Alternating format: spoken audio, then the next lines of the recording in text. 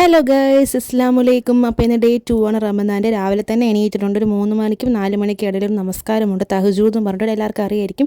മനസ്സിൽ എന്ത് കാര്യം പറഞ്ഞ് നമ്മൾ നമസ്കരിച്ചാൽ അത് നടക്കും.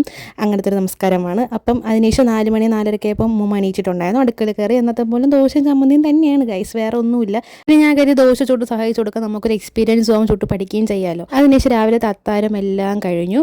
പിന്നെ വന്നിട്ട് ഉച്ചയായപ്പോൾ എണീറ്റു. ഉച്ചയ്ക്ക് എണീറ്റിന് ശേഷം പിന്നെ വൈകിട്ട് കുറച്ച് സാധനങ്ങൾ മേടിക്കാൻ വേണ്ടി പോകുന്നുണ്ടായിരുന്നു. അപ്പോൾ അങ്ങനെ ഫ്രഷ് ആയിട്ട് സാധനം മേടിക്കാൻ വേണ്ടി പോയി. കുറച്ച് ഫ്രൂട്ട്സ് കാര്യങ്ങളെല്ലാം വാങ്ങിക്കണമെന്നുണ്ടായിരുന്നു നോമ്പ് തുറക്കുമ്പോഴത്തേക്കും കഴിക്കാൻ വേണ്ടിയിട്ട്. പിന്നെ എൻ്റെ ബ്രോയെ വിളിച്ചു. ബ്രോ ഓട്ടോ വന്നു. ഓട്ടോ എടുത്തിട്ട് നമ്മൾ അങ്ങനെ കുറച്ച് ഫ്രൂട്ട്സ് ഒക്കെ മേടിക്കാൻ വേണ്ടി പോയി. പാപ്പനംകോടാണ്.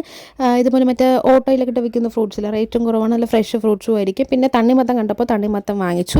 ജ്യൂസ് അടിച്ച് കുടിക്കാമെന്ന് വിചാരിച്ചു ഗൈസ്. വേറെ ഒന്നുമില്ല, തണ്ണിമത്തം മിക്സിയിലേക്കകത്തിട്ട് 2 അടി അത്രയേ ഉള്ളൂ. ജ്യൂസൊക്കെ പ്രിപ്പയർ ചെയ്ത് വെച്ചു. ബാക്കി നോമ്പ് തുറക്കേണ്ട എല്ലാ ഐറ്റംസും ഇങ്ങനെ സെറ്റാക്കി കഴിച്ചപ്പോൾ ബാങ്ക് വിളിച്ചു. പിന്നെ ഒന്ന് നോക്കിയാൽ ഈത്തപ്പഴവും ജ്യൂസും ഒരു സമൂസ ആയിട്ടങ്ങ് നോമ്പിനങ്ങ് പറഞ്ഞു വിട്ടു ഗൈസ്. അപ്പോൾ അത്രയേ ഉള്ളൂ. ടാറ്റാ.